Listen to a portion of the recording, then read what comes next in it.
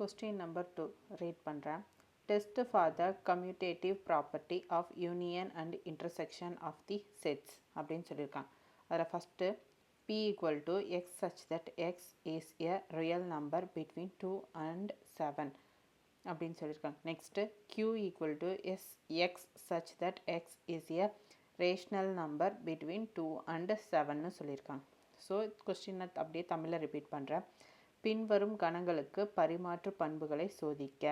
p equal to x such that x ஆனது 2 மற்றும் 7க்கு இடையே உள்ள ஒரு மெய்யெண் மற்றும் q equal to x such that x ஆனது 2 மற்றும் 7க்கு இடையே உள்ள ஒரு விகிதமுறு எண் அப்படின்னு சொல்லியிருக்காங்க.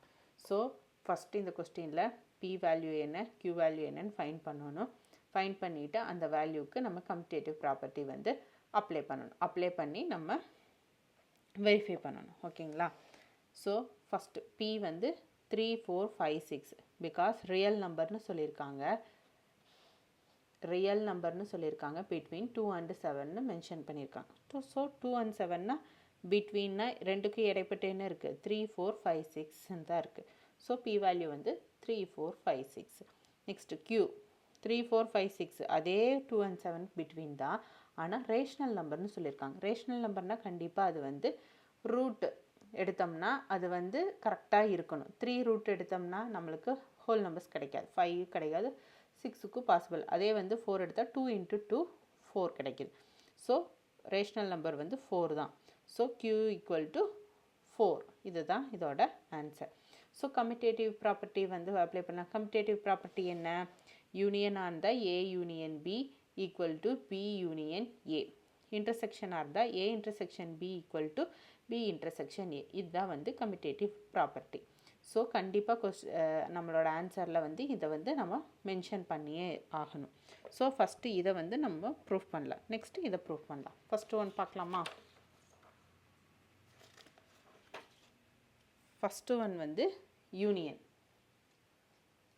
So p union q. p value என்ன? 3 4 5 6 அண்டு q வேல்யூ என்ன? 4. யூனியன். ஸோ இதை சேர்த்து எழுதணும். ரிப்பீட்டாக இருக்கிறது ஒன் டைம் எழுதுனா போதும். ஸோ அப்படி பார்த்தா p யூனியன் qவோட வேல்யூ என்ன? 3 4 5 6. இது வந்து 1ன்னு வச்சுக்கலாம்.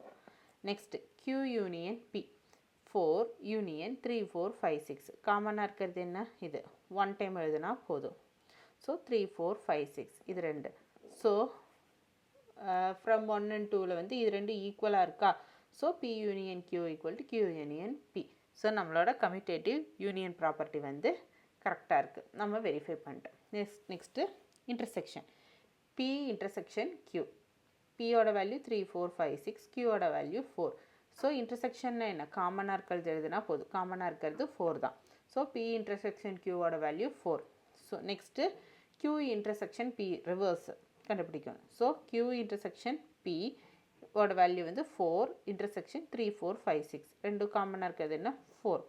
இன்டர்செக்ஷன்னாலே காமன் வேல்யூஸ் தான் 4. ஸோ q இன்டர்செக்ஷன் p ஓட வேல்யூ வந்து 4.